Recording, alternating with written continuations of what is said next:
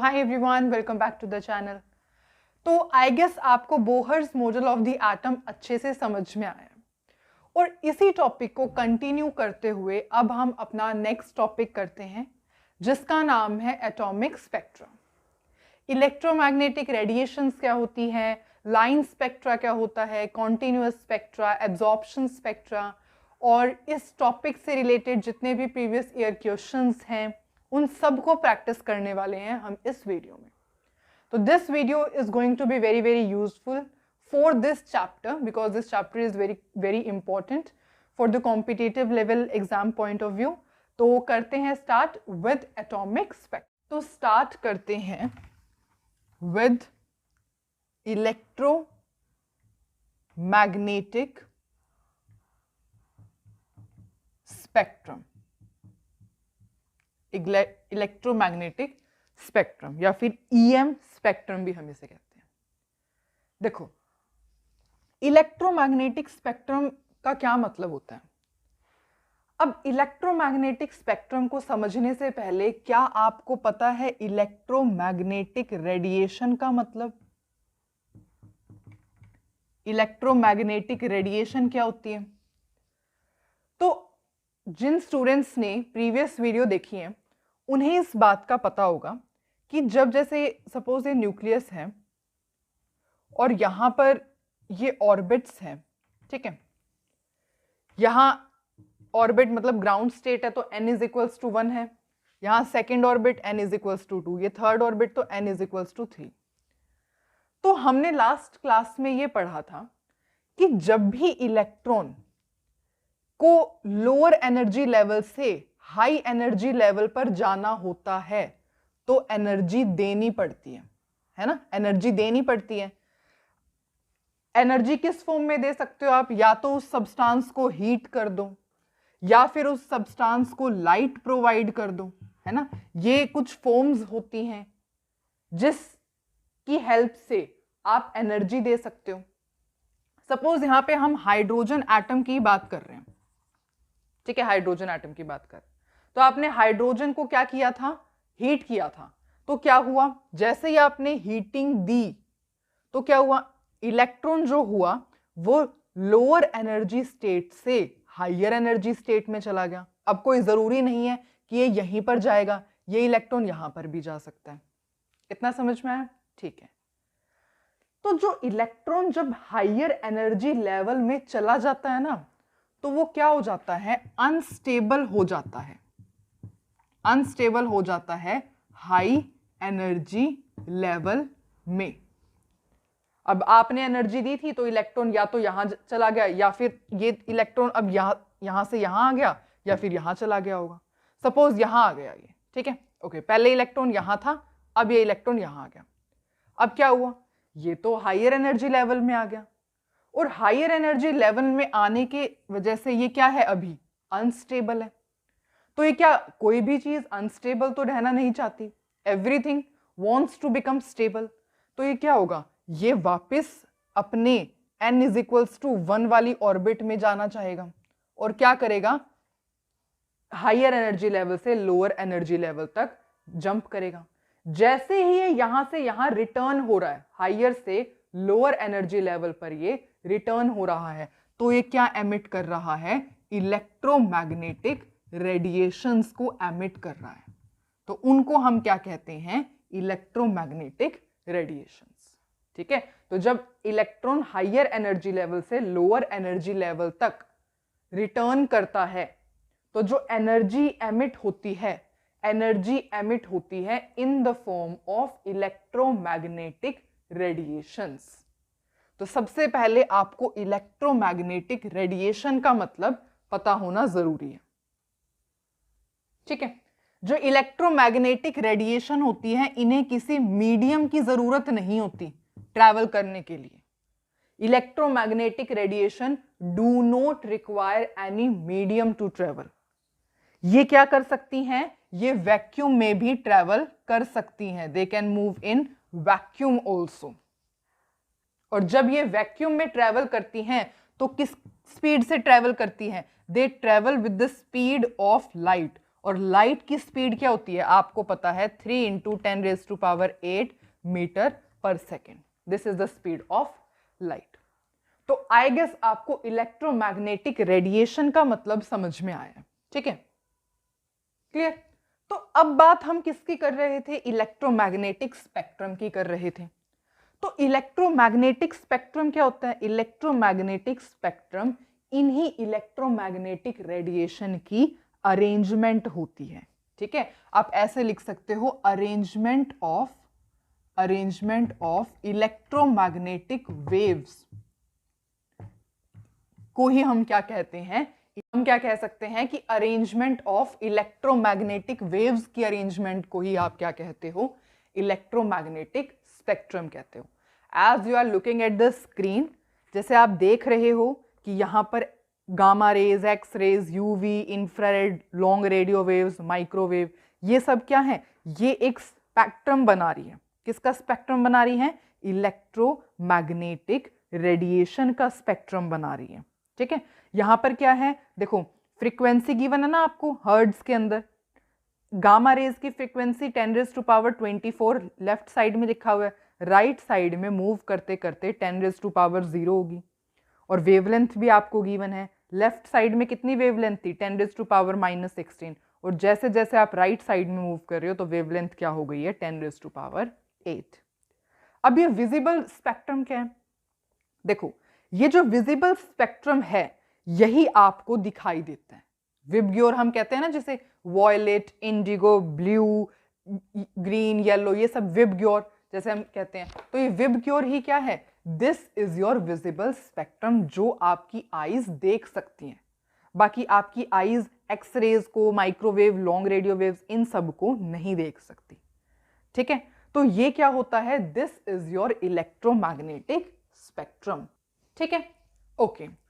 अब अगर मैं आपसे सिंपली बात करूं कि जैसे आपने कोई भी ये रेडिएशन आपने ली, ठीक है, इस रेडिएशन को आप जब प्रिज्म में से पास करवाओगे तो जो फोटोग्राफिक प्लेट, यहां पर क्या होता है, फोटोग्राफिक प्लेट की रिक्वायरमेंट होती है. तो जब आप किसी रेडिएशन को प्रिज्म में से पास कराओगे तो यहां पर आपको स्पेक्ट्रम प्रोड्यूस होगा. इसी को हम क्या कहते हैं, इलेक्ट्रोमैग्नेटिक स्पेक्ट्रम. ठीक है, तो ये क्या है, दिस इज योर प्रिज्म. और वैसे आप देख ही चुके हो और आपकी एनसीईआरटी बुक में भी यही डायग्राम बिल्कुल एज इट इज गिवन है. तो आपको इतना समझ में आ गया है ना. ठीक है, अब इसको रब करते हैं.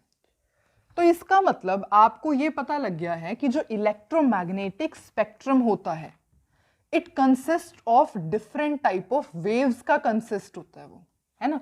और ये डिफरेंट टाइप ऑफ वेव्स जो होती हैं इनकी डिफरेंट वेवलेंथ होती है, डिफरेंट फ्रीक्वेंसीज होती हैं. ये रेडिएशंस जो होती हैं they have different wavelength, different frequency.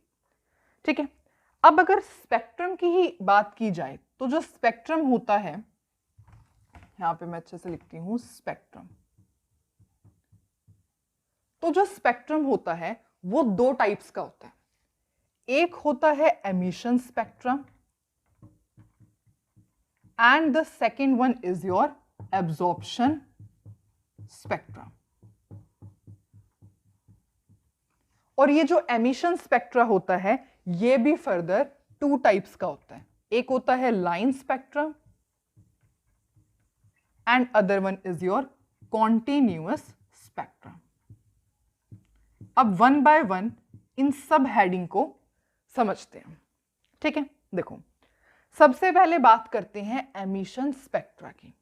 Emission spectra क्या होता है, एमिशन स्पेक्ट्रा होता है, देखो यहां पर अगर मैं आपको बताती हूं, इसको यहां लिख देते हैं, is further of two types, line spectra and continuous spectra.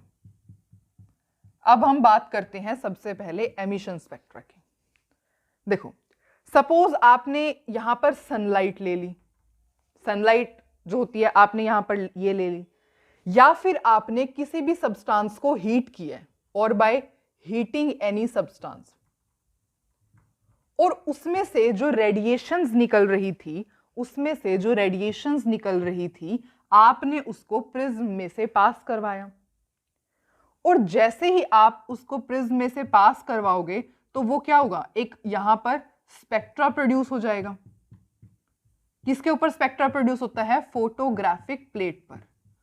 Photographic plate, photographic plate पर स्पेक्ट्रा प्रोड्यूस हो जाएगा, और इसी स्पेक्ट्रा को हम क्या कहते हैं? Emission spectra. This spectra is known as emission spectrum. ठीक है, या फिर आप सनलाइट ले लो, या फिर किसी भी सब्सटेंस को आप हीट कर दो, उनमें से रेडिएशंस जब निकलती हैं उसको प्रिज्म में से पास करवाओगे तो फोटोग्राफिक प्लेट पे जो स्पेक्ट्रा प्रोड्यूस होता है that is known as emission spectra. ठीक है, या फिर आपने जो एक्सपेरिमेंट किया था ना इलेक्ट्रिक डिस्चार्ज वाला, अगर आप इलेक्ट्रिक डिस्चार्ज भी करवाते हो through any gas at low pressure, तब भी आपको ये रिजल्ट देखने को मिलेगा। तो भी यहां पर क्या प्रोड्यूस होगा? Emission spectra. Is it clear? Okay, तो ये तो बेसिकली आपको सिर्फ ये बताने के लिए था कि एमिशन स्पेक्ट्रा क्या होता है। अब कंटिन्यूअस स्पेक्ट्रा की बात करते हैं। ठीक है, देखो कंटिन्यूअस स्पेक्ट्रा का बेस्ट एग्जांपल है रेनबो। अब देखते हैं कि रेनबो कैसे कंटिन्यूअस स्पेक्ट्रा को रिजेंबल करता है। ओके, तो एमिशन स्पेक्ट्रा में आपने कोई भी लाइट ली थी, सनलाइट हो गई, या फिर किसी भी सब्सटेंस को हीट कर दिया, या इलेक्ट्रिक डिस्चार्ज करवाया आपने गैस में से एट लो प्रेशर, तो एमिशन स्पेक्ट्रा देखने को मिलेगा। अब this can B of two types, continuous spectra या लाइन स्पेक्ट्रा। अब कंटिन्यूअस स्पेक्ट्रा के अंदर आपको ये रिक्वायरमेंट होती है कि यहां पर जो आपने लाइट लेनी है वो व्हाइट लाइट ही लेनी है, यहां पर आप व्हाइट लाइट ही लोगे। ठीक है, ओके।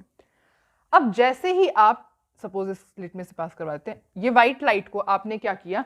पास करवाया किस में से? प्रिज्म में से पास करवाया। तो जैसे ही आप प्रिज्म में से पास करवाओगे तो यहां पर जो फोटोग्राफिक प्लेट पे स्पेक्ट्रा प्रोड्यूस होगा उसको हम क्या कहते हैं? उसको हम कहते हैं continuous spectra. This is known as continuous spectra, जो आपकी फोटोग्राफिक प्लेट पर प्रोड्यूस होगा।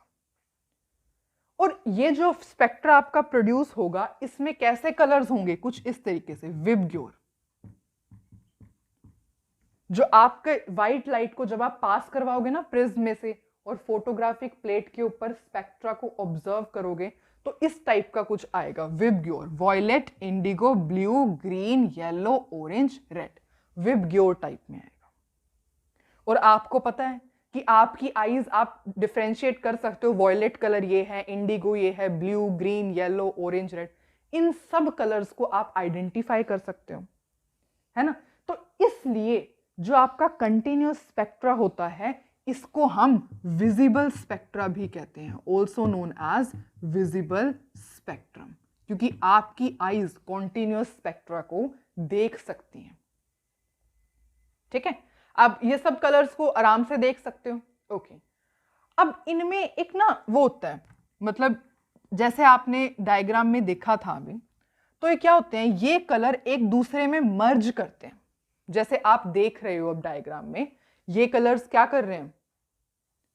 ये कलर्स आपस में मर्ज कर रहे हैं। दीज कलर्स बहुत ज्यादा कंटिन्यूअस हैं और एक दूसरे में आपस में मर्ज कर रहे हैं। इस मर्जिंग की वजह से ही हम इसको क्या कहते हैं? Continuous spectra. इस मर्जिंग की वजह से ही इस टाइप के स्पेक्ट्रा को क्या कहा जाता है? कॉन्टिन्यूअस स्पेक्ट्रा, क्योंकि सारे कलर्स कॉन्टिन्यूअस हैं। Is it clear? ओके, जैसे आप रेनबो देखते हो स्काई में, तो रेनबो के अंदर क्या होता है? कुछ इस टाइप से, जैसे रेनबो होता है तो सारे कलर्स मर्ज होते हैं एक दूसरे के, है ना, रेड, ऑरेंज, सारे के सारे कलर्स आपस में मर्ज करते हैं, है ना। तो इसी टाइप के स्पेक्ट्रा को हम क्या कहते हैं? Continuous spectra. क्लियर? ओके, अब अगर मैं आपको एक बात बताना चाहूंगी about the violet and red colour, तो जो वॉयलेट कलर होता है उसकी वेवलेंथ बहुत छोटी होती है, इट हैज शॉर्ट वेवलेंथ, और जो आपका रेड कलर होता है इसकी वेवलेंथ बहुत ज्यादा बड़ी होती है। वॉयलेट कलर की वेवलेंथ छोटी होती है और रेड कलर की वेवलेंथ बड़ी होती है। वेवलेंथ बड़ी, देयरफॉर ये क्या करता है? डेविएट करेगा लीस्ट, और वेवलेंथ छोटी, इसका मतलब डेविएट करेगा मोर, इट डेविएट मोर। ठीक है, तो ये था हमारे पास कॉन्टिन्यूअस स्पेक्ट्रा। क्लियर। अब हम बात करते हैं अबाउट लाइन स्पेक्ट्रा की। अब देखते हैं कि लाइन स्पेक्ट्रा किस टाइप का होता है। लाइन स्पेक्ट्रा, देखो लाइन स्पेक्ट्रा को हम दूसरा और नाम से बुलाते हैं, दैट इज एटॉमिक स्पेक्ट्रा। तो लाइन स्पेक्ट्रा हो या फिर एटॉमिक स्पेक्ट्रा हो, वो एक ही बात होती है। अब इसके अंदर रिक्वायरमेंट क्या होती है? इसके अंदर आपकी ये रिक्वायरमेंट होती है कि आपको कोई सब्सटेंस हीट करना पड़ता है। जैसे आपने सपोज कोई भी यहां पे वॉलेटाइल सॉल्ट ले लिया, ठीक है, या फिर आपने इलेक्ट्रिक डिस्चार्ज करवाया, electric discharge is passed through gas, electric discharge is passed through gas at low pressure, तो भी आपको ये देखने को मिलेगा। जैसे volatile salt, example NaCl, common salt, NaCl suppose आपने यहां पे ले लिया और क्या किया आपने, इसकी रेडिएशंस को पास करवाया थ्रू द प्रिज्म, और आपके पास जो यहां पे फोटोग्राफिक प्लेट पे स्पेक्ट्रा प्रोड्यूस होगा उसे हम क्या कहेंगे, लाइन स्पेक्ट्रा या फिर एटॉमिक स्पेक्ट्रा। अब आपको यहां पे क्या देखने को मिलेगा, लाइन स्पेक्ट्रा में आपको यहां पे क्या देखने को मिलेगा, और इसको लाइन स्पेक्ट्रा क्यों कहते हैं, आपको देखने को मिलेगा कि कलर्ड लाइंस जो होंगी ना वो सेपरेट हुई मिलेंगी आपको डार्क स्पेसेस से। इस टाइप की अरेंजमेंट आपको दिखेगी, मतलब ये आपको दिखेगा in terms of line spectra.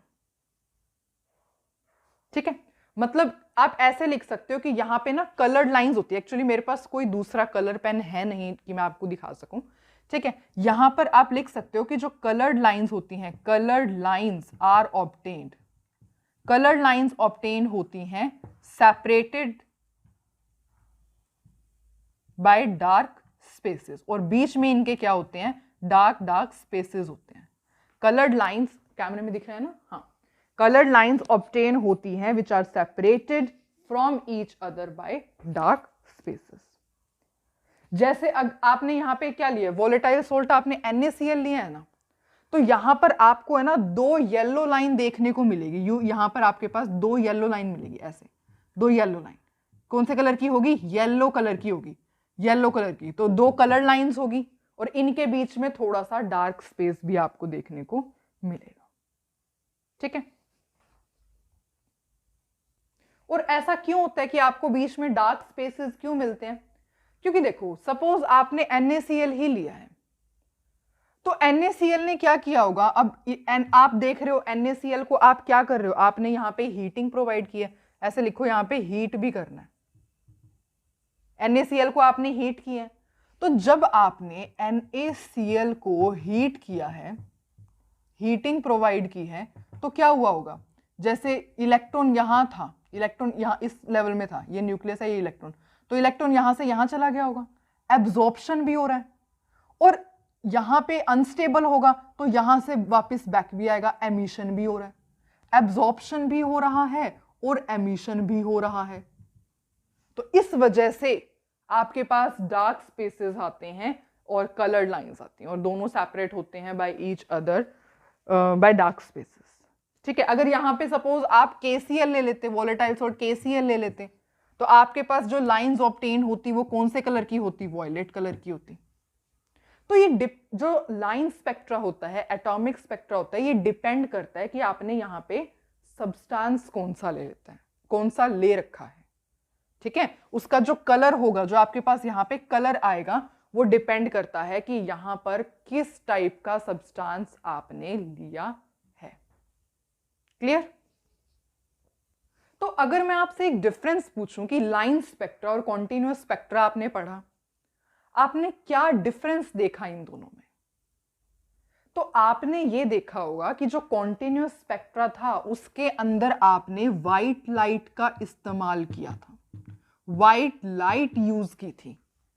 पर लाइन स्पेक्ट्रा में आपको यहां पर सोर्स कैसा होना चाहिए, इस टाइप का सोर्स होना चाहिए जो कि कलर्ड रेडिएशन पास करे। तो लाइन स्पेक्ट्रा के अंदर ऐसा सोर्स आपको यहां पर लेना होता है जो कि क्या पास करेगा, कलर्ड रेडिएशन देगा। और कॉन्टिन्यूअस स्पेक्ट्रा में आपको व्हाइट लाइट यूज की जाती है। Is it clear? तो आई गेस आपको emission spectra, line spectra, continuous spectra, तीनों के मतलब एकदम अच्छे तरीके से क्लियर हैं। इतना क्लियर? ओके। तो अब आप सोचोगे कि एब्जॉर्प्शन स्पेक्ट्रा तो हमने अभी डिस्कस नहीं किया। तो एब्जॉर्प्शन स्पेक्ट्रा हम पढ़ेंगे बिल्कुल लास्ट ऑफ द लेक्चर में, ठीक है। इस लेक्चर को एंड करने से पहले एब्जॉर्प्शन स्पेक्ट्रा पढ़ेंगे, क्योंकि वो इतना ज़्यादा बड़ा नहीं है टॉपिक में, ठीक है। वो आपको जल्दी ही समझ में आ जाएगा। पर अब जो हम टॉपिक करेंगे, एमिशन स्पेक्ट्रा ही चल रहा है, तो उसको हम थोड़ा सा ध्यान से करेंगे, बिकॉज यहीं से क्वेश्चंस आते हैं। करें स्टार्ट? ओके। तो अब जो हम टॉपिक स्टार्ट करने जा रहे हैं, उस टॉपिक का नाम है emission spectra of hydrogen atom. Emission spectra of hydrogen atom. Emission spectra of hydrogen atom. तो एमिशन स्पेक्ट्रा का अब आपको ये नहीं होना चाहिए कि हमें मतलब नहीं पता है, क्योंकि आप सब कुछ समझ चुके हो। लाइन स्पेक्ट्रा, कॉन्टिन्यूअस स्पेक्ट्रा, है ना, और एमिशन स्पेक्ट्रा। तो अब हम मतलब मेनली काम हाइड्रोजन एटम के बारे में डिस्कशन करते हैं, ठीक है। देखो, अगर हाइड्रोजन गैस की बात की जाए तो आपको पता है कि जो हाइड्रोजन गैस होती है वो बहुत सारे मॉलिक्यूल से बनी हुई होती है ना। इसके पास लार्ज नंबर ऑफ मॉलिक्यूल्स होते हैं। ओके, ये तो सबको पता है। तो अगर आप क्या करो, हाइड्रोजन गैस को यहां पर आपने क्या किया, हीट किया। आपने यहां पे हाइड्रोजन गैस को हीट किया तो क्या होगा, ये जो हाइड्रोजन गैस है, हाइड्रोजन गैस का क्या मतलब है, बहुत सारे हाइड्रोजन के मॉलिक्यूल्स हैं, और उन मॉलिक्यूल्स को आपने क्या कर दिया, हीटिंग कर दी। तो जब आप हीट करोगे तो ये मॉलिक्यूल्स किस में स्प्लिट हो जाएंगे, इसके बन जाएंगे हाइड्रोजन के एटम्स। क्या बन जाएंगे, हीट करते ही हाइड्रोजन मॉलिक्यूल स्प्लिट हो जाएंगे into hydrogen atoms. Clear? Okay. तो अब क्या बन गए हैं, ये यहां पर बहुत सारे हाइड्रोजन एटम्स आ गए। हीट करने पर हाइड्रोजन एटम्स आपको ऑब्टेन हुए। अब क्या होगा, देखो, ये सपोज यहां पे न्यूक्लियस है,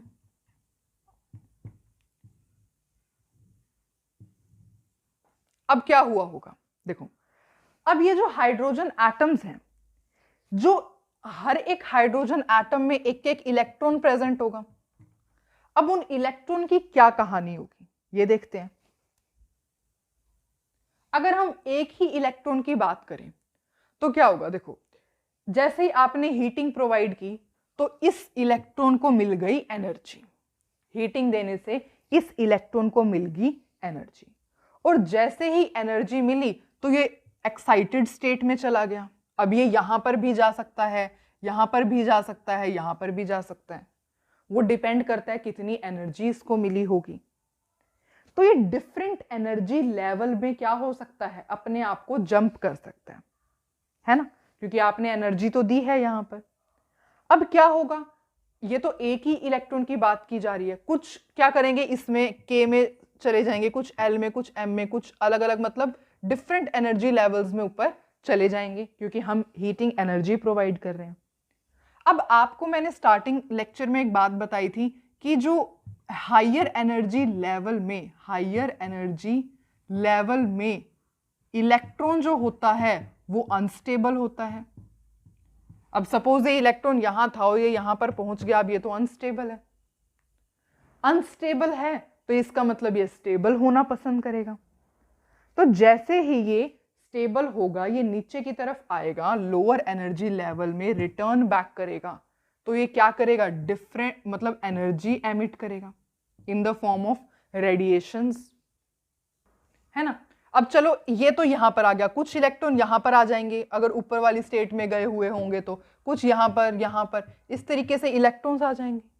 मतलब डिफरेंट इलेक्ट्रॉन्स जो होंगे वो एमिट करेंगे डिफरेंट अमाउंट ऑफ एनर्जी, और डिफरेंट अमाउंट ऑफ एनर्जी होगी तो आपके पास क्या आएगी, डिफरेंट लाइंस आएगी। किसके अंदर आएगी, डिफरेंट लाइंस आएगी इन एटॉमिक स्पेक्ट्रा के अंदर। उसी को हमने स्टडी करना है, उसी को हमने स्टडी करना है। मतलब इन शॉर्ट लाइन स्पेक्ट्रा या atomic spectra of hydrogen atom को अब हम स्टडी करेंगे। ठीक है, तो इतनी स्टोरी आपको समझ में आई, तो अब हम इसको रब करते हैं और देखते हैं कि डिफरेंट लाइंस कहां से आएगी। अब ये डिफरेंट लाइंस कैसे आएगी, किस टाइप की दिखेंगी। तो देखो यहां पे सपोज आपका था n इज इक्वल्स टू 1, यहां पर है n इज इक्वल्स टू 2, फिर n इज इक्वल्स टू 3, 4, 4,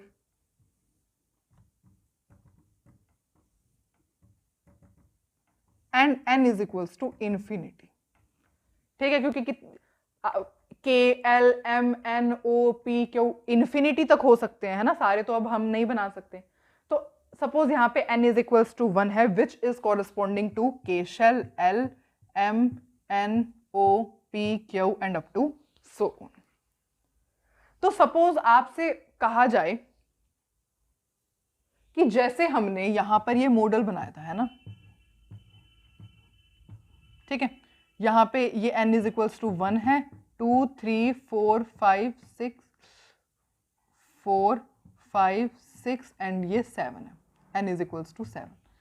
तो अब देखो, अब सपोज हम ऐसे कहें कि यहां पे n इज इक्वल्स टू 6 से लेकर के एक इलेक्ट्रॉन था, n इज इक्वल्स टू 6 से n इज इक्वल्स टू 1 में आ गया होगा, है ना। तो किस टाइप से लाइन आ सकती है, 6 से लेकर के अगर 1 में आ गया है, 5 से 1 में आ गया होगा, 4 से 1 में आ गया होगा, 3 से 1 में आ गया होगा, या फिर 2 से 1 में भी आ गया। ये सब पॉसिबिलिटीज हो सकती है ना, कि ऊपर वाले लेवल्स में से तो यहां तक आ सकते हैं। तो इस टाइप ऑफ कॉम्बिनेशन की जब आपको लाइंस मिलती है उन्हें हम क्या कहते हैं, लाइमन सीरीज कहते हैं। This is known as Lyman series. ठीक है, अब आगे बात करें। ओके, अब suppose n is equals to 1 में ना आया हो इलेक्ट्रॉन, कोई इलेक्ट्रॉन ऐसा हो जो n इज इक्वल्स टू 2 में आकर के अटक गया हो। मतलब क्या हो सकता है, 6 से लेकर के 6 से 2 में आ गया हो, या 5 से 2 में आ गया हो, या 4 से 2 में आ गया हो, या 3 से 2 में आ गया हो। तो इस टाइप की लाइंस को हम क्या कहते हैं, बाल्मर सीरीज कहते हैं। और ये कैसे नाम हो रहे हैं, ये नाम आ रहे हैं on the basis of the scientist. Lyman scientist ने ये सीरीज को डिस्कवर किया था, इस वजह से लाइमन नाम रखा गया। बाल्मर नाम के साइंटिस्ट ने इसको डिस्कवर किया था, इस वजह से बाल्मर सीरीज नाम रखा गया। अब हमें थोड़ा इसको और बढ़ाना पड़ेगा ऐसे। ठीक है, ओके। अब क्या हो सकता है, क्या पता ये 4 पे आ गया हो, 4 पे आ जाएगा तो 4 पे नहीं, सॉरी 3 पे, 3 पे आ गया हूं, कहाँ गए 3। ठीक है, तो अब क्या होगा, 6 से 3 पे आ सकता है, 6 से 3 पे आ सकता है, 5 से 3 पे आ सकता है, या फिर 4 से 3 पे भी आ सकता है ना। तो जब इस टाइप की सीरीज मिली तो उसको नाम दिया गया पास्चन सीरीज। इस टाइप की सीरीज को नाम दिया गया पास्चन सीरीज। अब क्या हो सकता है, 6 से 4 पे भी आ सकता है, तो 6 से 4 कहाँ है, ये रहा, 4 पे आ गया, या 5 से 4 पे आ गया। तो इस टाइप की सीरीज को क्या नाम दिया गया, ब्रैकेट सीरीज। ठीक है, ऐसे लिख सकते हो, लाइमन, बाल्मर, पास्चन, ब्रैकेट। और अब क्या हो सकता है, और अब ये हो सकता है कि क्या हुआ हो, 6 से 5 पे आ गया हो, 6 से 5 पे आ गया, तो इसको हम क्या नाम दिया था, पीफंड सीरीज। तो इस टाइप की सीरीज ऑब्टेन हुई थी, इस टाइप की डिफरेंट लाइंस आई थी in terms of hydrogen atom. ठीक है, अब एक बात और मैं आपको बताना चाहती हूं, कभी आप सोचो कि हमेशा n इज इक्वल्स टू 6 से 1 में ही आ सकते हैं, नहीं, ऐसा कुछ नहीं हो सकता। मतलब लाइमन सीरीज में आप ये ध्यान रखोगे कि n1 हमेशा 1 होगा, ठीक है, कहाँ लिखूँ, थोड़ा सा इसको स्पेस की जरूरत होगी, यहाँ लिखती हूँ। लाइमन सीरीज में आप हमेशा ये ध्यान रखोगे कि n1 हमेशा 1 होगा, फिर n2 n1 is equals to 2, n1 is equals to 3, n1 is equals to 4, n1 is equals to 5। Lyman ये होगा बाल्मर के केस में, bracket Lyman Balmer Paschen bracket and P fund.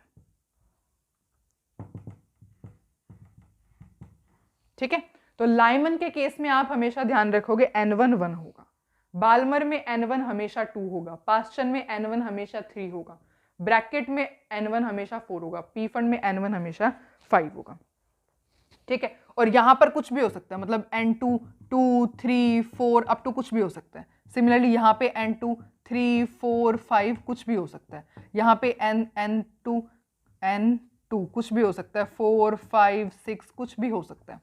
Similarly यहाँ पे n2 5 6 7 कुछ भी हो सकता है, यहाँ पे n2 6 7 8 कुछ भी हो सकता है। इतना क्लियर है? ओके, देखो अब जो है क्वेश्चन ये आएगा कि इसमें इतना गैप क्यों है, n1 से n2 तक मूव कर रहे हो तो इतना गैप क्यों है, फिर ये गैप जो है कम होता चला जाता है। तो हमने जो है प्रीवियस क्लास में ये देखी थी कि ये एनर्जी किसके कॉरस्पॉन्ड करती है, जब n इज इक्वल्स टू 1 होता है, मतलब के शेल के लिए एनर्जी ये होती है, सेकेंड शेल के लिए एनर्जी ये होती है, थर्ड शेल के लिए ये, इस तरीके से हमने वैल्यूज देखी थी लास्ट क्लास में। ओके, अब इनमें डिफरेंस देखो, इसमें कम से कम 10.2 इलेक्ट्रॉन वोल्ट का डिफरेंस है, इसमें कम से कम 1 पॉइंट समथिंग का डिफरेंस आएगा इसमें। मतलब आप देख रहे हो कि डिफरेंस जो है कम होता चला जा रहा है, मतलब इसके और इसमें 10.2 इलेक्ट्रॉन वोल्ट का डिफरेंस है और इसमें सिर्फ 1 पॉइंट समथिंग इलेक्ट्रॉन वोल्ट का डिफरेंस है। इसका मतलब क्या है? इसका मतलब है कि ये वाला एनर्जी गैप तो बहुत ही ज्यादा बड़ा है ना, क्योंकि 10 इलेक्ट्रॉन वोल्ट तक का डिफरेंस। फिर जो है एनर्जी डिफरेंस जो है हर एक उसमें कम है, इन दोनों में एनर्जी डिफरेंस कम है, 0.66 का होगा, इन दोनों में कम है। ठीक है, इसमें और इसमें 1 पॉइंट समथिंग का होगा। तो इन सब में जो है जैसे जैसे ऊपर की तरफ हम मूव कर रहे हैं तो एनर्जी डिफरेंस जो है वो कम होता जा रहा है। इस वजह से ये जो n1 और n2 के बीच में जो गैप होता है वो उसको हम थोड़ा सा बड़ा दिखाते हैं, और ऊपर वाले जो हायर लेवल्स होते हैं उनका गैप हम थोड़ा सा कम दिखाते हैं। ठीक है, क्लियर? ओके, अब एक और जो मेन इंपॉर्टेंट बात है वो ये है कि जो लाइमन सीरीज होती है ये किसको कॉरस्पॉन्ड करती है? यूवी रेज को, यूवी लाइट को। बाल्मर सीरीज किसको कॉरस्पॉन्ड करेगी? बाल्मर सीरीज में आपके पास आती है विजिबल लाइट, मतलब जो विजिबल रीजन होगा जिसको आप देख सकते हो वो किस में आएगा? बाल्मर सीरीज में। पास्चन में क्या आएगा? पास्चन ब्रैकेट पी फंड में आता है आपके पास infrared region, infrared region. Is it clear? तो this was all about the emission spectra of hydrogen atom. ठीक है, तो अब मैं जो है इसको रब कर देती हूं। तो अब ये समझते हैं कि ये क्या है। देखो, ये है रिडबर्ग्स फॉर्मूले की डेरिवेशन। ये जो आपके पास फॉर्मूला यहां पर डिराइव होकर के आता है इसको हम कहते हैं रिडबर्ग्स फॉर्मूला।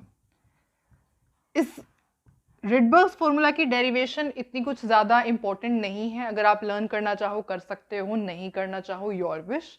ठीक है, पर हमने फिर भी कर लेते हैं सो दैट इन केस आ जाती है तो हम अटेम्प्ट कर सकते हैं इस क्वेश्चन। ठीक है, बाकी ये फॉर्मूला बहुत ज़्यादा इंपॉर्टेंट है। इससे related numerical previous year questions जो है हम डिस्कस करेंगे बस अभी इसको कंप्लीट करने के बाद। ठीक है, देखो आपको पता है जैसे ये न्यूक्लियस होता है और यहाँ पर जैसे ये दो एनर्जी के लेवल्स के बीच में energy difference can be represented by delta E. दो एनर्जी लेवल्स के बीच में एनर्जी डिफरेंस को हम डेल्टा ई से रिप्रेजेंट कर सकते हैं। तो जैसे ये सपोज n1 है, ये n2 है, तो डेल्टा ई किसके इक्वल हो जाएगा? Delta E will be equal to energy of n2 minus में एनर्जी ऑफ n1। n1 की एनर्जी और n2 की एनर्जी इन दोनों को सब्ट्रैक्ट कर दोगे तो डेल्टा ई की वैल्यू आ जाएगी। ठीक है, अब प्रीवियस वीडियो जिस बच्चे ने देखी होगी उसको तो पता होगा कि एनर्जी की वैल्यू क्या थी, हमने डिराइव भी किया था फॉर्मूला, तो ये हमारे पास एनर्जी की वैल्यू आई थी। तो N2 के केस में यहाँ N2 हो जाएगा और N1 के केस में यहाँ N1 हो जाएगा, बाकी सब चीजें एकदम सेम है ना। देखो डिफरेंस कहाँ आ रहा है, -2π2m k2z2 -2π2m k2z2 ये ठीक है। सिर्फ N2 है यहां पर और यहां पर N1 है, h2 भी कॉमन है, ठीक है, क्योंकि एनर्जी का हमने लास्ट क्लास में फॉर्मूला देखा था कि डेरिवेशन के बीच में हम यहां तक आ गए थे, है ना। ओके, अब क्या करो, इन दोनों में से जो कॉमन आ रहा है उनको कॉमन ले लिया, बचे क्या 1/n1² माइनस 1/n2², ठीक है। ओके, अब क्या किया हमने, z² को इस साइड लिख करके सभी वैल्यूज को जो है एक साथ लेकर के इस पूरे को, ये कांस्टेंट होगी ना, देखो पाई, मास, ये कांस्टेंट होता है, ई, सी, एच सब कांस्टेंट होगी, तो this can be replaced by R. और अगर आप एनसीईआरटी की बुक में देखोगे तो इस आर को आर नहीं लिखते, आर एच लिखते हैं। आर एच लिख लो, आर लिख लो, एक ही बात है। इस आर एच को या आर को हम क्या कहते हैं, R H is known as Rydberg's constant. ये हमने लास्ट क्लास में डिस्कस भी किया था, रिडबर्ग्स कांस्टेंट होता है इसका नाम, रिडबर्ग कांस्टेंट, ठीक है। और यहाँ डेल्टा ई देखो, डेल्टा ई को और क्या लिख सकते हैं, delta E is equals to H mu के इक्वल होता है, और हमें पता है म्यू किसके इक्वल होता है, सी बाय में लैम्डा के इक्वल होता है, तो सी बाय लैम्डा पुट किया, 1/λ यहाँ एच सी को यहाँ मल्टीप्लाई में यहाँ डिवाइड में हो जाएंगे, ठीक है, और 1/λ की वैल्यू आ जाएगी। तो this is the derivation of this formula. आपको लर्न करनी है करो, नहीं करनी आपकी मर्जी, पर ये फॉर्मूला लर्न होना बहुत ज्यादा इंपॉर्टेंट है। और 1/λ को अगर मैं आपको एक और बात बताऊं तो it is equals to wave number. ये क्या होता है, this is your wave number, wave number के इक्वल होता है, ठीक है। तो अब ये फॉर्मूला आप अपने जो है माइंड में बिल्कुल सेव कर लीजिए, क्योंकि अब हम इससे related previous year questions solve करने वाले हैं। अब हमारा काम सबसे पहले क्वेश्चन सॉल्व करना ही होने वाला है। तो अब हम स्टार्ट करते हैं विद द क्वेश्चंस। और क्वेश्चन स्टार्ट करने से पहले एक और जो मैं आपको बात बताना भूल चुकी हूं, वो ये है कि RH की वैल्यू क्या होती है। RH एक रिडबर्ग्स कांस्टेंट है, तो इसकी कुछ ना कुछ वैल्यू भी होती होगी। तो जो RH की वैल्यू होती है वो होती है 1.097 इंटू 10⁻⁷ मीटर (−1). ये वैल्यू होती है, दिस इज -1। ये वैल्यू होती है, लर्न करना कुछ इंपॉर्टेंट नहीं है, ठीक है, पर हाँ RH का कांस्टेंट है तो वैल्यू तो बनती है, तो ये वैल्यू होती है किसकी, RH की। तो अब ये क्वेश्चन है जो कि आपका आया हुआ था AIPMT मेंस में 2008 में। तो सबसे पहले इस क्वेश्चन को सॉल्व करते हैं। इसके अंदर क्या मेंशन है कि when electron in hydrogen atom, यहाँ पे सबसे पहले ना डायग्राम से समझ लिया करो कैसे कुछ है, कम्स फ्रॉम N4 से N2 तक आ रहा है। देखो ये क्या है, N is equals to 1, N is equals to 2, N is equals to 3, और यहां पर क्या है, N इज इक्वल्स टू 4। तो ये कह रहे हैं इलेक्ट्रॉन आ रहा है N इज इक्वल्स टू 4 से N इज इक्वल्स टू 2 तक, 4 से 2 तक, 4 से 2 तक आ रहा है। आपको वेवलेंथ कैलकुलेट करनी है ऑफ द लाइन। लाइन जो आपको ऑब्टेन होगी उसकी वेवलेंथ क्या होगी वो कैलकुलेट करनी है। देखो अब हमें इस बात का पता है वेवलेंथ, अब इसके अंदर देखो आपको RH की वैल्यू भी गिवन है। अभी आप एक फॉर्मूला पढ़ के आए हो और वो फॉर्मूला क्या था, energy is equals to RH into Z², 1/n1 का स्क्वायर माइनस 1/n2 का स्क्वायर। अब आप सोचोगे कि ये फॉर्मूला अप्लाई करेंगे तो यहाँ कहीं वेवलेंथ तो है नहीं, तो वेवलेंथ को कैसे कैलकुलेट किया जा सकता है। तो आपको एक और चीज पता है कि एनर्जी किसके इक्वल होती है, h न्यू के इक्वल होती है, और this is equals to hc by में लैम्डा। तो एनर्जी की जगह आप क्या पुट कर दो, hc बाय लैम्डा पुट कर दो, is equals to RH Z², 1/n1² minus 1/n2²। अब तो हो गया, लैम्डा की फॉर्म में फॉर्मूला आ गया, बस लैम्डा की वैल्यू पुट करो। देखो h की value that is Planck's constant 6.634 into 6.63 ऐसे लगे इंटू 10⁻⁻34। c का मतलब speed of light 3 into 10⁸ metre पर सेकेंड डिवाइड बाय में r h यहां पे आ जाएगा। z क्या मेंशन है, हाइड्रोजन एटम, हाइड्रोजन एटम के लिए हाइड्रोजन एटम का एटॉमिक नंबर क्या होता है 1, तो यहाँ 1 का स्क्वायर ही हो जाएगा, यहाँ पे क्या हो जाएगा इनटू में 1 का स्क्वायर, जो कि मैटर नहीं करता, ठीक है ओके। और यहाँ ये लैम्डा के इक्वल हो जाएगा, यहाँ पे क्या आ जाएगा 1 अपॉन में n1 स्क्वायर माइनस 1 अपॉन में n2 स्क्वायर। n1 क्या गिवन है आपको, आपको n1 गिवन है दैट इज 2, ये क्या है n1 है ना 2, देखो n1 और n2, ठीक है n1 क्या गिवन है, n1 आपको गिवन है 2 और n2 क्या गिवन है आपको 4, बस। और RH की वैल्यू आपको गिवन ही है क्वेश्चन में, दैट इज दिस। इन सब को सॉल्व करने के बाद जो आपकी वेवलेंथ आएगी, तो इन सब को सॉल्व करने के बाद आपकी लैम्डा की वैल्यू कुछ आएगी, मैं आपको चेक करके बताती हूँ, रुको जस्ट वेट। 48.64 इंटू 10⁻12 ये आपकी लैम्डा की वैल्यू दैट इज वेवलेंथ आ जाएगी। और ये तो वैल्यू किस में आएगी, जूल्स में आएगी ना, क्योंकि ये किस में है, ये भी जूल्स में है, ये भी मीटर पर सेकंड में है, ये भी जूल्स में है ना, तो जूल्स में सारी की सारी वैल्यू आएंगी। तो जूल्स में वैल्यू आएगी तो आपको पर आंसर गिवन था आंगस्ट्रॉम में, तो आपको जूल से आंगस्ट्रॉम में कन्वर्ट करना था, और उसको कन्वर्ट करने के बाद आपके पास कुछ इस टाइप का आंसर आ रहा था, ठीक है। तो ये थी आपकी वेवलेंथ की वैल्यू, और ये AIPMT मेंस 2008 का क्वेश्चन है, क्लियर ओके। अब मैं आपसे एक बात पूछना चाहती हूँ कि यहाँ पर जो एनर्जी की अब तक हमने कोई बात वैसे की नहीं है, एनर्जी हमने कोई कैलकुलेशन नहीं सॉल्व की, हमने सिर्फ और सिर्फ यहाँ पे वेवलेंथ कैलकुलेट की है। पर एनर्जी इसके अंदर रिलीज होगी या एब्जॉर्ब होगी, आप इस प्रोसेस को देख के बता सकते हो ये बात? ऑफ कोर्स बता सकते हो, क्यों? क्योंकि मैंने आपको बताया था जब भी इलेक्ट्रॉन हाई एनर्जी लेवल से लो एनर्जी लेवल तक जो रिटर्न करता है, तब एनर्जी जो होती है वो एमिट होती है, एनर्जी इज रिलीज्ड, ठीक है। तो एनर्जी इस केस के अंदर आपकी रिलीज होगी, क्लियर। एक और क्वेश्चन ट्राई करें, ओके।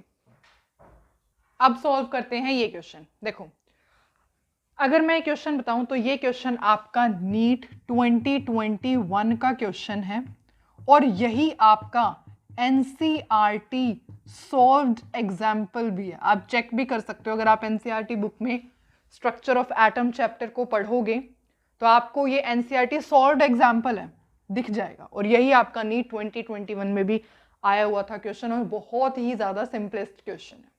ट्राई करो पहले को। देखो a particular station of all India radio ने ब्रॉडकास्ट किया कितनी फ्रीक्वेंसी, इतनी फ्रीक्वेंसी ब्रॉडकास्ट की।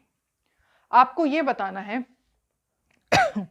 Wavelength of EM radiation emitted, जो इलेक्ट्रोमैग्नेटिक रेडिएशन एमिट होगी उसकी वेवलेंथ क्या होगी। तो हमें एक चीज पता है कि देखो energy is equals to h nu के इक्वल होता है, पर यहाँ एनर्जी की तो कुछ बात ही नहीं हो रखी, तो ये फॉर्मूला तो एप्लीकेबल नहीं होगा।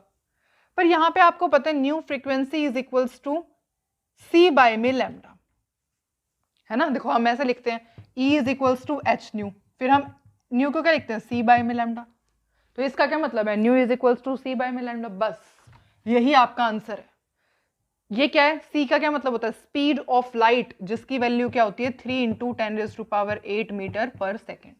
लैम्डा क्या आपको गिवन है, लैम्डा आपको निकालना है। फ्रीक्वेंसी क्या आपको गिवन है, फ्रीक्वेंसी आपको गिवन है 1368 किलो हर्ट्ज में गिवन है। और जब आप इसकी वैल्यू को कैलकुलेट करोगे, सबसे पहले तो आपको यूनिट का वो करना पड़ेगा, है ना। ये किलो हर्ट्ज में आपको गिवन है, तो यूनिट कन्वर्ट करनी पड़ेगी। 1 किलो हर्ट्ज किसके इक्वल होता है, 1 kilohertz is equals to 10⁻³ hertz. तो इसको पहले कन्वर्ट करो 1368 ये ना, हाँ, इंटू 10⁻3। अब हो गया ये, ठीक है। अब आप यहां से आराम से लैम्डा की वैल्यू को कैलकुलेट कर सकते हो। Lambda will be equal to C upon में न्यू, ठीक है। वैल्यू पुट करो, C की क्या वैल्यू है 3 इंटू 10⁸, और न्यू की क्या वैल्यू है 1368 इंटू 10⁻3। अब ये क्या, तो जब आप इसे सॉल्व करोगे, तो मैंने ये क्वेश्चन सॉल्व किया था, इसका आंसर आएगा आपके पास 219.298 मीटर, 219.298 मीटर। तो this will be the answer. ठीक है, ओके, तो ये क्वेश्चन सॉल्व हुआ। अच्छा, नेक्स्ट क्वेश्चन मैं बिल्कुल सॉल्व नहीं कराने वाली हूँ। ये क्वेश्चन अगर मैं आपको बताऊं तो नीट 2014 का क्वेश्चन है ये, जब उसको नीट कहते भी नहीं थे।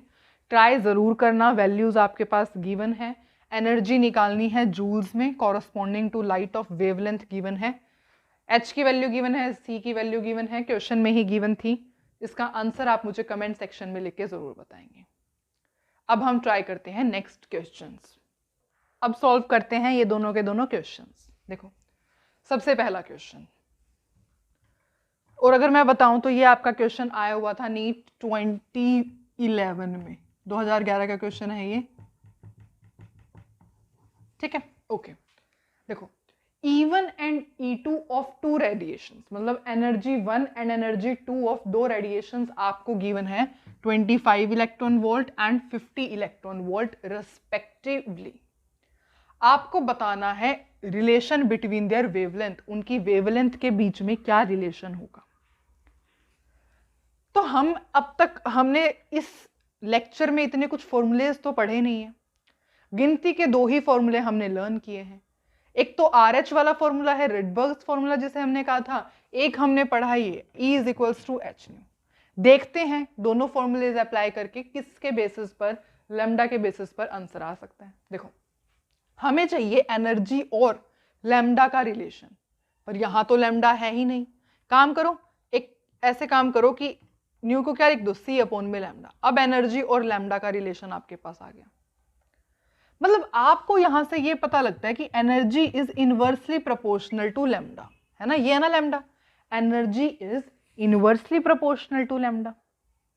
ठीक है, इसका क्या मतलब है, इसका मतलब ये है एनर्जी इज इनवर्स, तो E is inversely proportional to lambda, मतलब energy is inversely proportional to wavelength.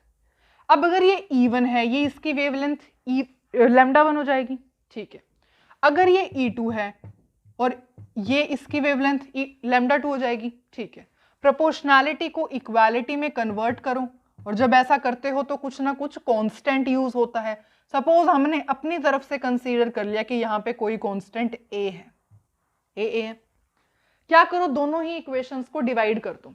यहाँ पे कर रही हूँ, देखो, E1 डिवाइड बाय में E2 is equals to A divide by में A। कोई डाउट है?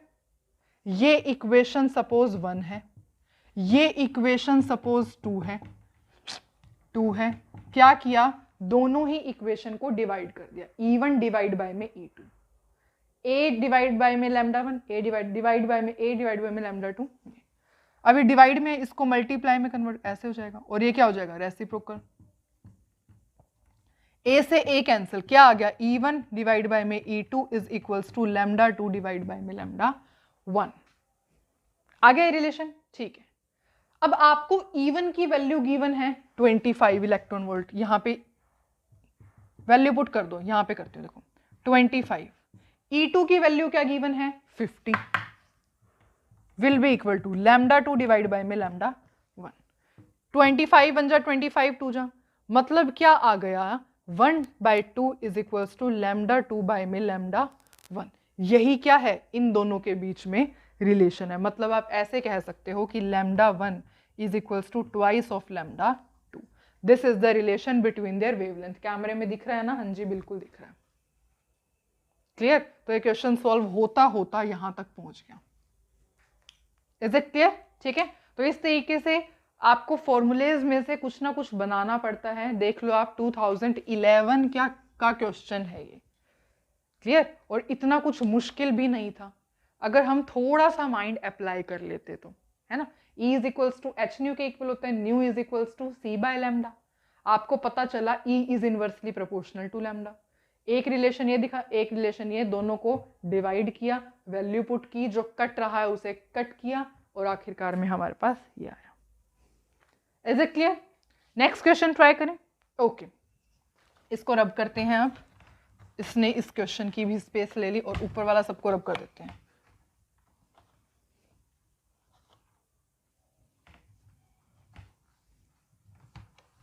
ओके, अब ट्राई करते हैं ये क्वेश्चन।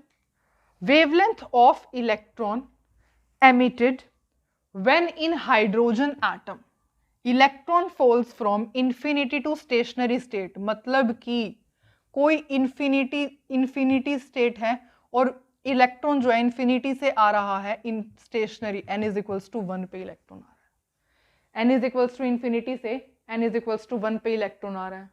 आपको उसकी वेवलेंथ को कैलकुलेट करना है। तो आपने एक फॉर्मूला पढ़ा था, अभी अभी पढ़ के आए हो, Rydberg's formula 1 upon lambda is equals to R H Z square 1 upon n1 square minus 1 upon n2 square. इस फॉर्मूले में कोई डाउट आई गेस नहीं होना चाहिए। क्लियर? ओके। n1 क्या है? What's n1 here? n1 तो 1 ही है, ठीक है। n1 की वैल्यू आप 1 ही पुट करोगे। n2 क्या है? n2 इंफिनिटी है, n2 की वैल्यू आप इंफिनिटी पुट करोगे। RH की वैल्यू आपको गिवन ही है, RH की वैल्यू आपको गिवन है, वैल्यू पुट कर दो बस। Z की वैल्यू क्या है? हाइड्रोजन एटम है, हाइड्रोजन एटम के केस में एटॉमिक नंबर 1 होता है, तो ये क्या हो जाएगा? 1 का स्क्वायर। कोई फर्क नहीं पड़ता इससे, इसको रब करो। अब देखो वैल्यू पुट करो। RH की वैल्यू क्या गिवन है? 1.097 टू 10⁻⁷। ये क्या है? 1 अपॉन में 1 माइनस में 1 अपॉन में इंफिनिटी का स्क्वायर। अब एक अगर मैं आपको बात बताऊंगी, 1 अपॉन इंफिनिटी 0 के इक्वल होता है। 1 अपॉन इंफिनिटी इज 0, तो 1 अपॉन इंफिनिटी ये तो 0 हो गया, मतलब 1 माइनस मतलब यही आ गया है। इन शॉर्ट आपके पास 1 बाय लैम्डा आया है, ये आपके पास क्या है? 1 बाय लैम्डा। अब देखो क्वेश्चन को थोड़ा सा यहाँ सॉल्व करना पड़ेगा। तो 1 बाय लैम्डा आपके पास आ गया है 1.097 टू 10⁻⁷। यहाँ से आपको लैम्डा, तो जब आप इसे सॉल्व करोगे तो रुको, मैंने सॉल्व किया हुआ था ये, और when you are going to solve this तो आपका आंसर आएगा 0.91 इंटू 10⁻⁻7 मीटर। ये आपकी आ जाएगी लैम्डा की वैल्यू, और आपको यही बताना था क्वेश्चन के अंदर। Is it clear? I guess आपको क्लियर है। एक इसी टाइप का ना क्वेश्चन एक और करके दिखाओ। अब ये दोनों के दोनों क्वेश्चंस हम सॉल्व करते हैं, ठीक है। देखो सबसे पहला क्वेश्चन आप वीडियो को पॉज करके खुद ट्राई करोगे, क्योंकि आपने अभी अभी ऐसा क्वेश्चन ट्राई किया। देखो, wavelength of spectral line in Lyman series for electron jumping back from second orbit. Wavelength निकालनी है स्पेक्ट्रल लाइन की जब आपका जो इलेक्ट्रॉन है, तो अगर मैं ऐसे बनाती हूं n is equals to 1, n is equals to 2, n is equals to 3, तो ये क्या कह रहे हैं कि electron is jumping back from second orbit. Second से जंप बैक कर रहा है, फर्स्ट में ही आएगा। कैसा एरो बनाया मैंने? सेकेंड से जंप अगर बैक में कर रहा है तो फर्स्ट में ही आएगा। अब आपको वेवलेंथ कैलकुलेट करनी है, फॉर्मूला आपको पता ही है, 1 by lambda is equals to 1.097 into 10⁻⁷, 1 upon में n1 स्क्वायर माइनस 1 अपॉन में n2 का स्क्वायर। n1 की वैल्यू क्या है यहाँ पर? n1 क्या है? n1 यहाँ पर है 1, फर्स्ट है, और n2 क्या है? n2 यहाँ पर है 2।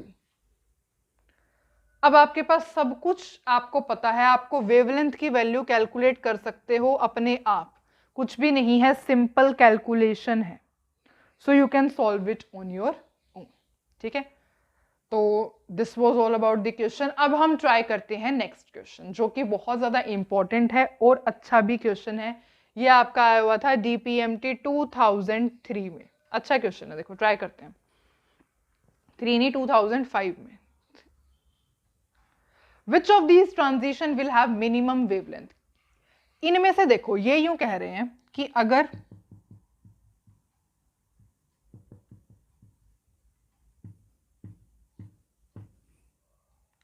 इलेक्ट्रॉन n4 से n1 में जा रहा है, n इज इक्वल्स टू 1 2 3, 4 से 1 में जा रहा है, और इलेक्ट्रॉन n3 से n1 में जा रहा है।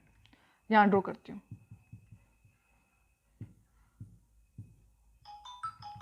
n इज इक्वल्स टू 3 से electron n is equals to 1 में आ रहा है, ठीक है। n3 से n1 में जा रहा है, तो ये यूं पूछ रहे इन दोनों में से किस ट्रांजिशन में मिनिमम वेवलेंथ लगेगी। Which of these transition will have minimum wavelength? देखते हैं।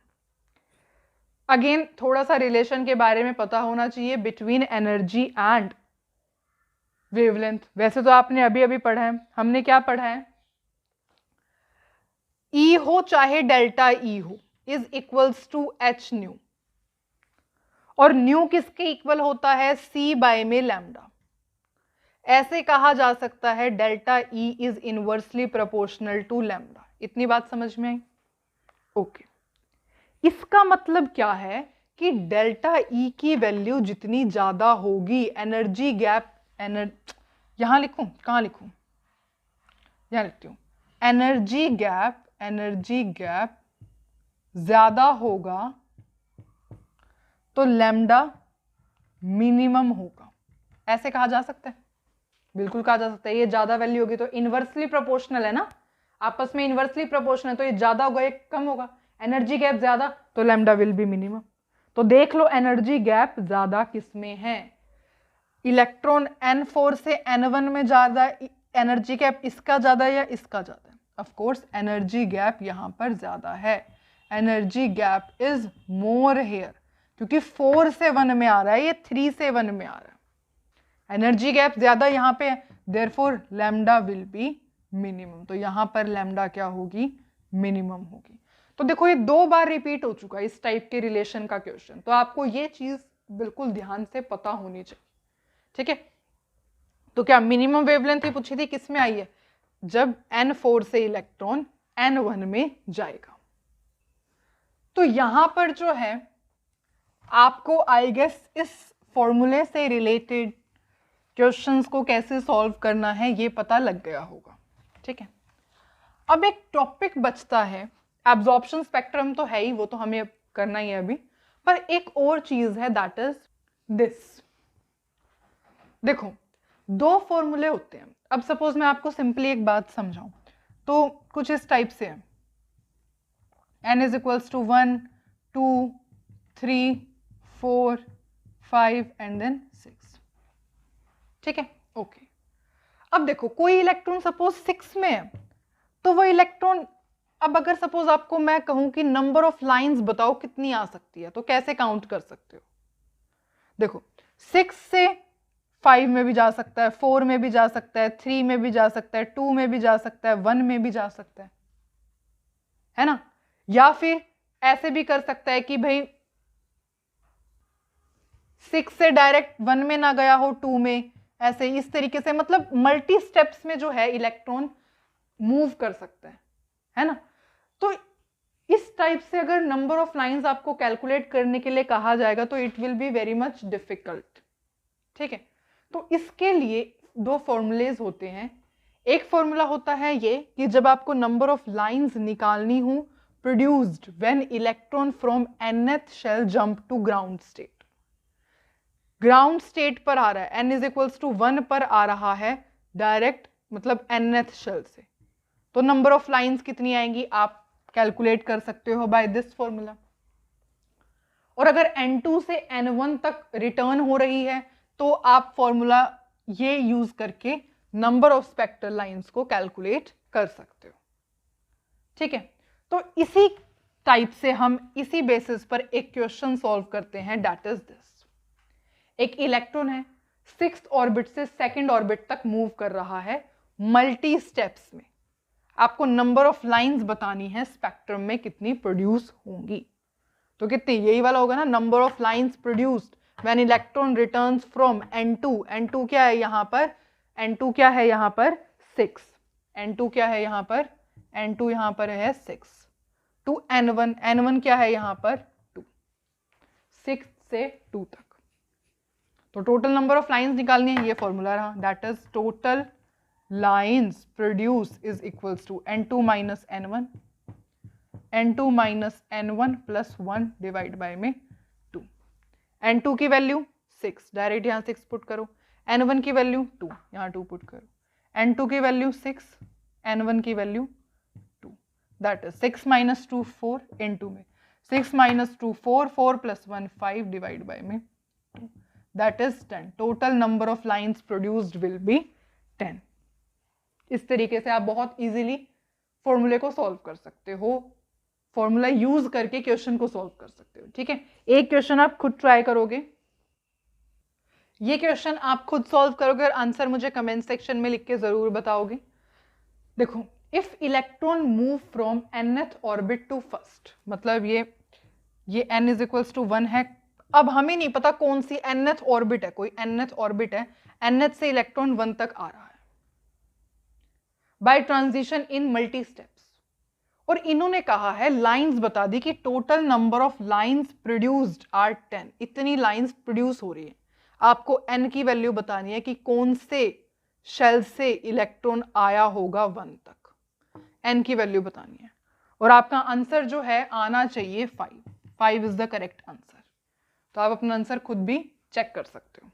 ठीक है, तो ये फॉर्मूलेज हैं जिसके बेसिस पे आप बता सकते हो कितनी नंबर ऑफ लाइंस प्रोड्यूस हुई, या लाइंस के बेसिस पे आप बता सकते हो कि कौन से शेल से इलेक्ट्रॉन आया होगा, ग्राउंड स्टेट से या ग्राउंड स्टेट से गया होगा।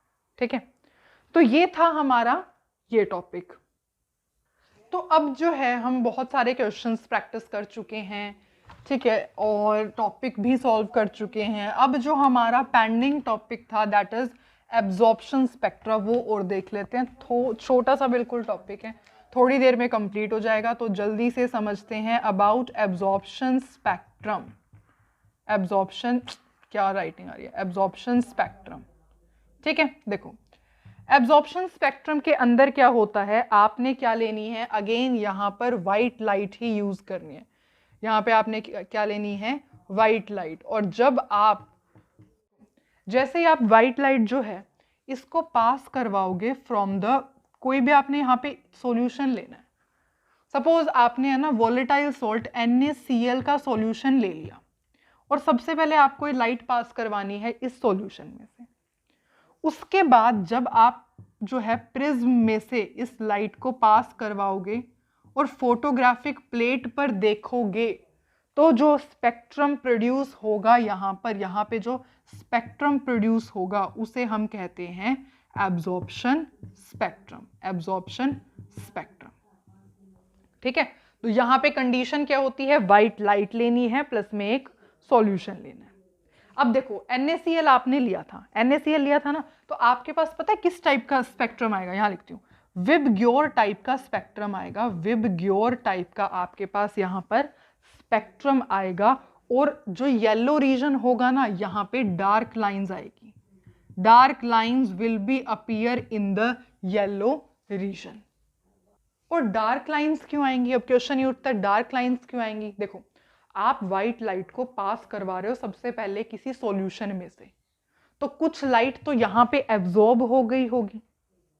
ये जो केमिकल सब्सटेंस आपने लिया है, कुछ रेडिएशन जो होगी कुछ वेवलेंथ की, वो तो यहीं पर एब्जॉर्ब हो गई होगी, ठीक है। तो उसी जगह पर जहां पर एब्जॉर्ब हुई होंगी वहीं पर आपके पास उसी रीजन में डार्क लाइंस आ जाएंगी, ठीक है। तो इस टाइप के स्पेक्ट्रम को हम कहते हैं एब्जॉर्प्शन स्पेक्ट्रम। और ये एब्जॉर्प्शन स्पेक्ट्रम कॉन्टिन्यूअस नहीं होता, किस नेचर का होता है, it is a kind of discontinuous. Discontinuity तो आएगी ही, क्यों आएगी, क्योंकि सबसे पहले केमिकल सॉल्यूशन में से रेडिएशन पास हो रही है, उसके बाद कुछ एब्जॉर्ब होगी तो कुछ जगह पे डार्क लाइंस आएंगी और कुछ जगह पे यहाँ पर ये मतलब ऐसा कुछ स्पेक्ट्रम आ जाएगा, कलर्ड लाइंस आ जाएंगी। तो कुछ जगह पर डार्क लाइंस, कुछ जगह पर कलर लाइंस। तो this was all about the today's topic, ठीक है। अब देखो आपने बोहर्स मॉडल पढ़ा और अब तो आप स्पेक्ट्रम भी पढ़ चुके हो। तो अब मेन बात ये होती है कि बोहर्स जो मॉडल था एटम का, जो आपने स्पेक्ट्रम पढ़ा, आपने हाइड्रोजन स्पेक्ट्रम पढ़ा, तो आपने वहां पे लाइंस देखी है ना।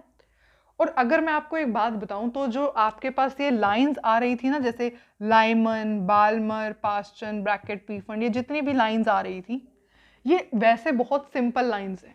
पर अगर आप हाइड्रोजन के अलावा और आगे चलते जाओगे, हीलियम, लिथियम, बेरिलियम, बोरॉन, इन सब के लिए जो लाइंस का ये वो होगा ना, आपका पूरा का पूरा डायग्राम, ये बहुत कॉम्प्लिकेटेड हो जाएगा। इस वजह से हाइड्रोजन तक ये बात बिल्कुल सही थी। और जो दूसरी लिमिटेशन थी इसकी, वो क्या थी, कल मैंने आपको शायद नाम लिया हो, पता नहीं, मैं भूल चुकी हूँ नाम लिया था या नहीं लिया था। That is Zeeman effect and Stark effect. Zeeman effect and Stark effect के बारे में देखो। अब आप मतलब अगर मैं स्पेक्ट्रल लाइंस का मतलब वर्ड यूज करूंगी तो आप जान सकते हो कि स्पेक्ट्रल लाइंस क्या होती है। तो जब लाइन स्पेक्ट्रा प्रोड्यूस होता है और अगर आपने जहां से सोर्स आपने लिया है, सोर्स से आपका लाइन स्पेक्ट्रा प्रोड्यूस हो रहा है, और अगर आपने उन सबसे पहले मैग्नेटिक फील्ड की प्रेजेंस में वो करवा रहे हो काम, तो उसको तो ज़ीमन स्पेक्ट्रा बोलते हैं। और अगर मैग्नेटिक फील्ड की जगह आपने इलेक्ट्रिक फील्ड लिया है तो उसको हम क्या बोल देंगे, स्टार्क इफेक्ट बोल देंगे। ठीक है। और यहाँ पे क्या था, हर एक लाइन और नंबर ऑफ लाइंस में स्प्लिट कर रही थी। Each line was splitting into number of lines। तो उनको कैसे जज करना था, उनको कैसे स्टडी करना था, Bohr's model of the atom ये नहीं बता पाए थे। ठीक है। अगर उस सोर्स को आप इलेक्ट्रिक फील्ड की प्रेजेंस में देखोगे तो जो लाइन स्पेक्ट्रा आ रहा था उसको हम क्या कह देंगे, इसको तो स्टार्क इफेक्ट कह देंगे। और अगर यहाँ इलेक्ट्रिक फील्ड की जगह मैग्नेटिक फील्ड की प्रेजेंस में उस सोर्स को रखोगे तो इस इफेक्ट को हम ज़ीमन इफेक्ट कहेंगे। तो Bohr's model of the atom was not able to explain about these two effects. तो ड्रॉबैक्स थे, वो तो हमें पता ही है, Bohr's model of the atom के बहुत सारे ड्रॉबैक्स थे। तो अब जो है नेक्स्ट वीडियो में हम उन ड्रॉबैक्स को ख़त्म करते हुए टॉपिक को आगे की तरफ लेकर के जाएंगे और पढ़ेंगे इस टॉपिक को। ये तो टॉपिक यहीं पर कंप्लीट हो गया है, आगे हमें बहुत कुछ पढ़ना है। Planck's quantum theory, black body radiation, Heisenberg uncertainty principle and many more. उससे पहले आप एक क्वेश्चन नोट करोगे जो कि आप होमवर्क में सॉल्व करोगे। So this is the question you have to solve, और इसका आंसर आप मुझे बताओगे by writing in the comment section. So this was all about the today's video. I hope आपको spectrum, emission spectrum, line spectrum, continuous spectrum, इससे related questions, previous year questions, सब कुछ अच्छे से समझ में आया। तो अब हम मिलेंगे नेक्स्ट वीडियो में। टिल देन ये क्वेश्चन आप जरूर ट्राई करना।